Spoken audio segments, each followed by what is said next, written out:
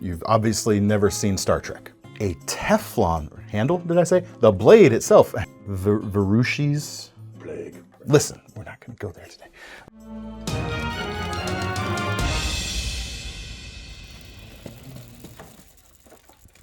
Hey everyone, David C. Anderson here, coming at you from the Knife Center, and we got so many new knives that have just hit our shelves this week that we've got 2 episodes this week, starting with the bonus episode today.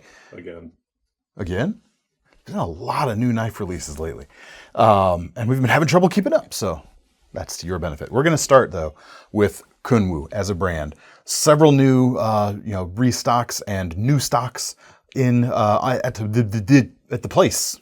The KnifeCenter.com. And if you haven't kind of clued into Kunwu's stuff yet, they're another entry that is really challenging the top spots of premium imported knife quality. I mean, these things are phenomenally made. This right here is the Gringo Verta lock. What is a Verta lock, you ask? Well, it is basically the compression lock, but they can't call it compression lock because Spyderco owns that trademark. But that is what it is, and it is like classic, done in like the classic Spyderco fashion. It's on the back side of the handle with the pressed or the tab that pushes towards you, or that you push towards yourself to lock and unlock the knife. And the whole knife suits that lock really well, and the whole knife is just really good, even apart from that lock. Price on this is about $309. We have an L-Max blade, 3.66 inches long, and the handle itself is my favorite part.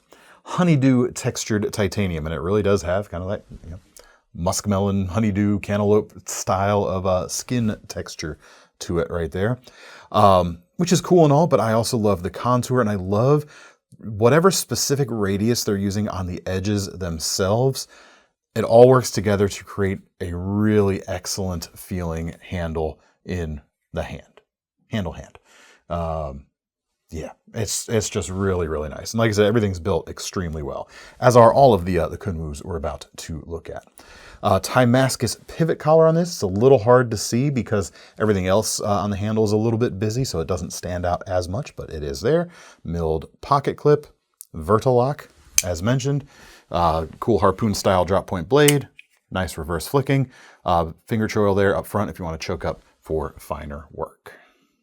Next up, we've got several versions of the Tau 2 with high performance, high edge retention Vanac steel, which is a completely stainless steel designed for highly stainless applications.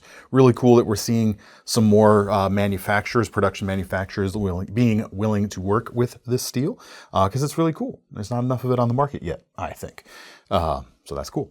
$279 for this one with diamond textured titanium. There are a few other flavors of all of these knives you can check out at the links below, or the QR codes in the corner, of course. This does not have the whiz-bang Verta lock. It is a classic frame lock done exceptionally well. 2 opening methods. You've got a subtle flipper tab here at the back and a front flipper. Flipper tab works great. Front flipper can kick rocks because, whatever. That's my stake. That's my position, and I'm sticking to it. Until you find one that's only a front flipper. Listen, we're not going to go there today. Feels good in the hand as well.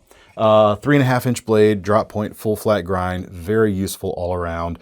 Very hard working looking knife without being super bulky.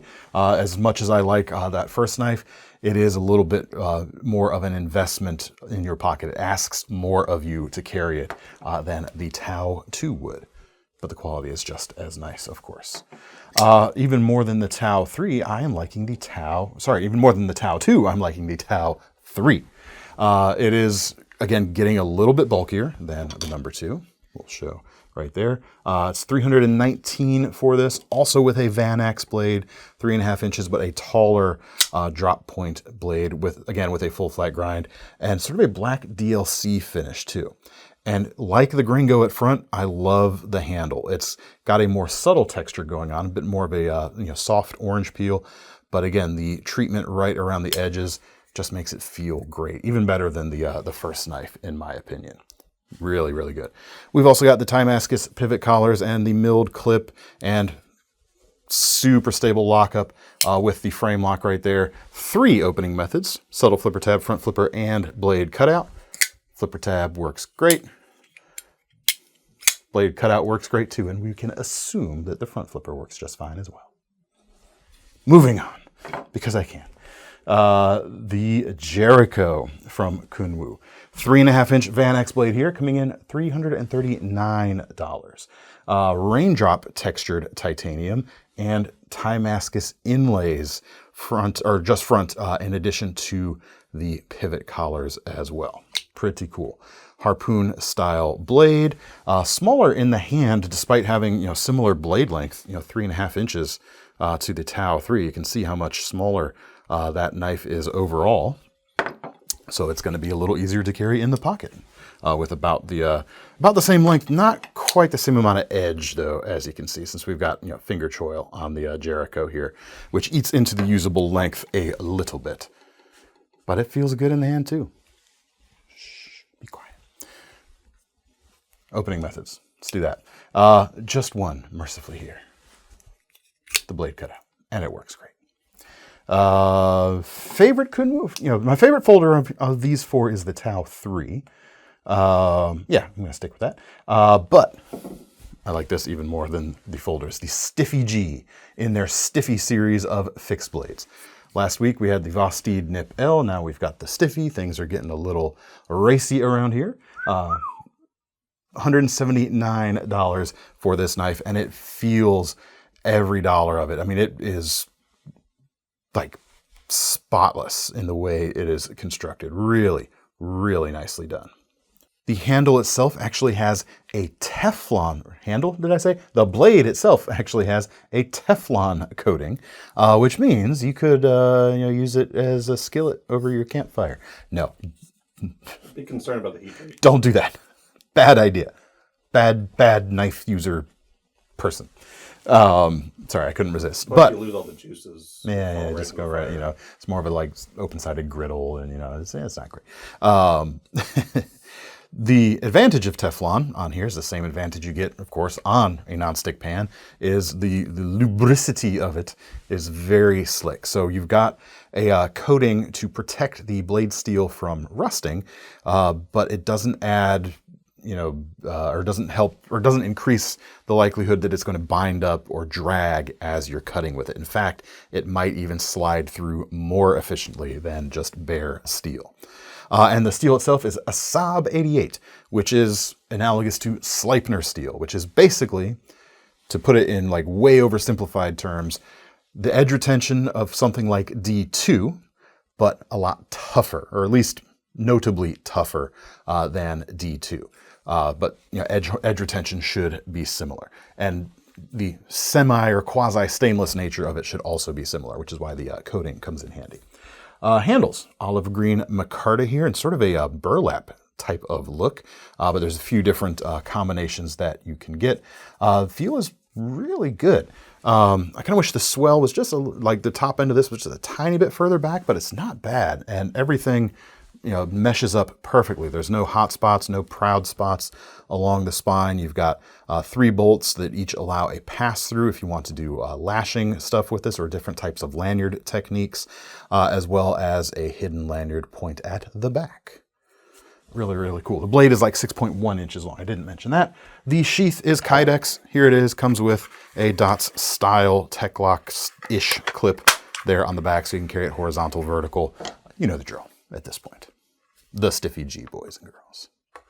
Next but not least, we have the, from Microtech, 2 options here. We've got Marfione Select Halo 4s. They're single action automatic, which means the blade is always under forward pressure from the spring. So it's unlike a double action automatic, if as you're deploying it, it like knocks into something, it's not going to deploy all the way. You have to reset it. This one, you don't have to worry about that. It's always going to open, basically. And it opens with even greater force since all the spring, they are able to set up the knife so that all the spring power is headed in the forward direction. $780 for this Marfione Select version, which is more limited than standard versions will be. Aluminum handles, the firing button here with a raised lip to keep you or help prevent accidental presses of the button, and pocket clip there at the back with the ball bearing at the retention point. Really cool milling along the back side of the handle, giving some visual interest right there. Now to rack this knife, it really is kind of a racking motion. You got to push the button down, pull on the butt right there, and you can see some more identification information under there. Release the button and slide in. Because if you don't release the button, it's going to do that all day, and that's not good. Pop it back in, and you're ready to go.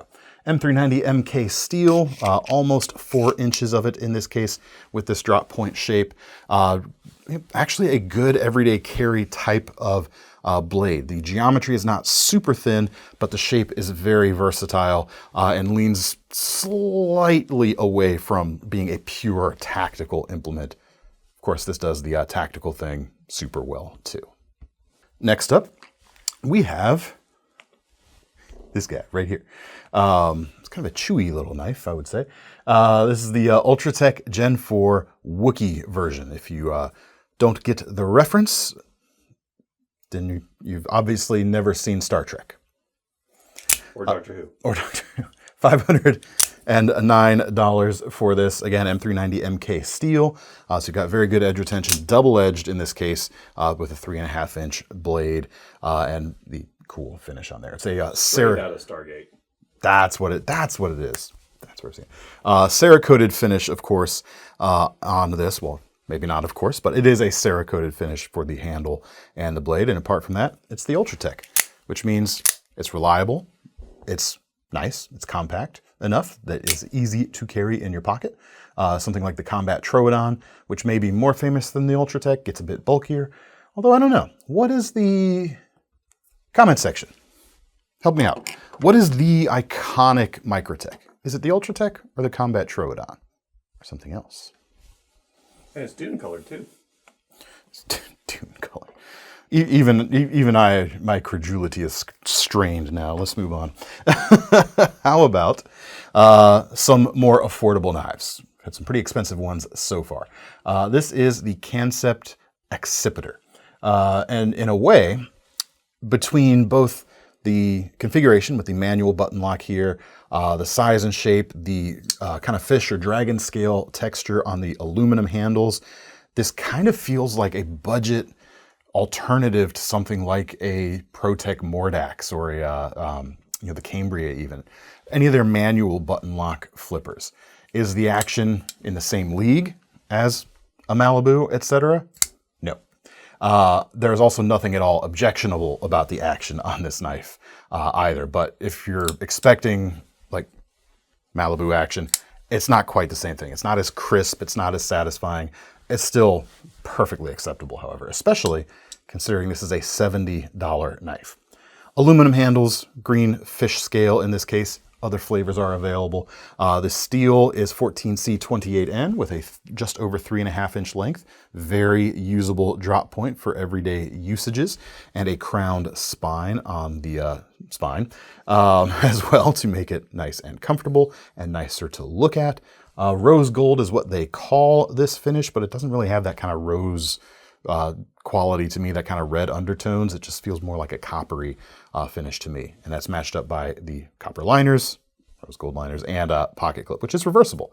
So you can use that left or right-handed, no problem. Pretty cool knife. Next up, bunch of stuff from Kansept and their budget sub-brand Tenable. And I'm kind of going to mix them all up here because they kind of mix the lineups up between the two brands as well, so I don't feel too bad about that. We're going to go with the Tenable Link now. See, here's what I'm talking about. This is a Kansept for $70. This is a Tenable, also for $70 with similar materials, and yet it's smaller. So what's the more budget brand in this case? See what I mean by mixing things up? The quality is the same, though, so no worries about one being made to a lesser standard than the other. 3-inch blade, 14C28N, harpoon tip, harpoon tanto essentially right here. Good hybrid shape. It's not too aggressive of a tanto that non-tanto lovers won't like it. And it's got enough of a drop here that like drop point people would like it. Reverse tanto intensifies. Not even, Thomas. Don't even start. Let me see. Now I got to pause and look at the rest of this nonsense to head off any nonsense from you. Good luck. I like the red G10 and the rose gold, although, copper color here. Similar with the liners there, and a pivot collar in this case too. Let's see. Liner lock. In this case, we have a front flipper is not a front flipper. When is a front flipper not a front flipper? When it's like this. It's more of a top style flipper, which to me is a little easier to use since it kind of wraps around the north side of the pivot. Works better. You've also got thumb studs, which also work great, and you've got a blade cutout. Let me do the thing. Oh, I messed up the thing. Let me try the thing again. The thing works. There you go. Reverse flick is just fine. As far as size, it's kind of a 3.5 finger grip for me, but there is a decent amount of space in front of the pivot. As you can see, you could definitely choke up there without getting too close to the edge. So that should be pretty handy if you need to get a full gorilla grip on the thing. This next knife actually is really good at a full gorilla grip. This is the Tipper with a new version here with Ultim handles, orange pivot collars, and Damascus blade. Really striking combination right here. In years past, Kansept, even though this is a Tenable, has used a 9CR based Damascus, and this looks, broadly similar to the other 9CR Damascuses we've seen out there in terms of its patterning. Damascene. But it also, you can also see, there you go. You can also see kind of VG10 Damascuses looks sort of like this too. So I don't actually know what steels are used in their Damascus, but it's not a super high-end, high-performance steel because this is a $90 knife with a Damascus blade. So don't expect like Damas steel in this case. But you can expect a very large, comfortable grip, a very aggressive bullnose style blade shape right here. They're calling it modified cleaver on the site. Sure, fine, whatever. To me, it more has like a bullnose Tonto type of character to it. Like old bullnose skinners, if you know what I'm talking about, but yet it has like that Tonto, change in angle there at the break of the belly. So, your mileage may vary. Call it whatever you like, except reverse Tonto. Don't call it that. I will. Thumb studs work great. You've got a liner lock there, of course. You've got a deep carry stonewashed black pocket clip, which is reversible. Yeah, feels good, man. If you want other flavors, they can be had for even less money with Nitro V blades. We've got some micarta handles and some G10 handles. Those are at about starting around $70 as opposed to the $90 for this one. So you could save a little bit and know what steel you're getting in that case too. Next up, pocket-sized fixed blades. Although the sheaths do not come with pocket hardware, you will need to supply that separately if you want to pocket carry any of these. We have the Kansept Fenrir fixed blade, a $49 knife with a 2.87-inch D2 blade, in this case with a gray tie-nye finish and G10 handles. This is the most plain Jane of the new versions. They actually, some of them get pretty wild looking. We've got some wild camo carbon options at more than double the price, it should be said. Actually, that is the most wild one. We've got some micarta and D2 versions, a black copper carbon fiber with D2 for like $10 more. Pretty cool. 3 to 3.5 finger grip depending on your hand size. I do have slightly larger than average hands. I don't quite feel that I've got a full half finger on the end there. Kinda. You could definitely choke up. There is the space to do it, thanks to this broad empty space, or this broad choil at the back. I wouldn't quite call it a finger choil, because, well, you can see the size of my finger on it. I do have large fingers, though. Yeah, cool little knife. Definitely their most iconic model, the Fenrir folders with that very distinctive blade shape, so it makes sense that they would do a small fixed blade with it. The sheath is Kydex, and it comes with a belt attachment hardware right here. It can be rotated, so you can carry it horizontal or vertical. I wouldn't quite recommend this to be like your primary pocket carry, or to use this as a pocket carry with this. It could be done, but you'd be backwards, or you'd be in your left hand. But I bet you, well, I don't have one here, but Ulti clips will pop onto this and the sheath we're going to look at in just a minute too, quite easily to make it a very, very ready-made pocket fixed blade contender. Next up, we have the Siafu from Kansept, a Dirk Pinkerton design. D2 blade, 2.41 inches, Tonto shape, Wharncliffe shape. We're going with Wharncliffe.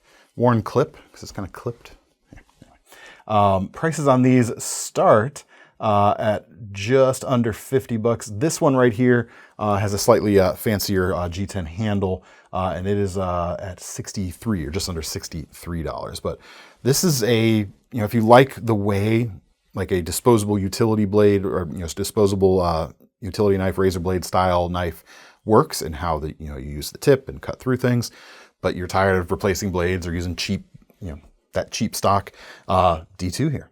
Great edge retention, and a very similar profile for that type of work, and a very nimble thing in the hand. Doesn't take up a whole lot of space in your grip, as you can see, so you can manipulate it really easily, get right down there with the tip, really put some pressure on it, or choke back and push through a cut with a little more length than a standard utility blade will give you as well. Stonewashed finish looks great, and is going to continue to look great as you scuff the blade up from use. Sheath is pretty much the same as the Fenrir right there, just shaped to fit the knife. And the same thing with this, same style sheath with same type of attachment. But if you want to throw it in your pocket, a Ulti clip is the way to go. This is the Loki, the best deal on the fixed blades so far. It is a Tenable. Here's one point where the brand differentiation makes a little bit of sense. You've got the Fenrir here with a sub 3-inch D2 blade for $50. You've got the Loki with a sub 3-inch D2 blade with more edge available for $40. And they're made with the same G10.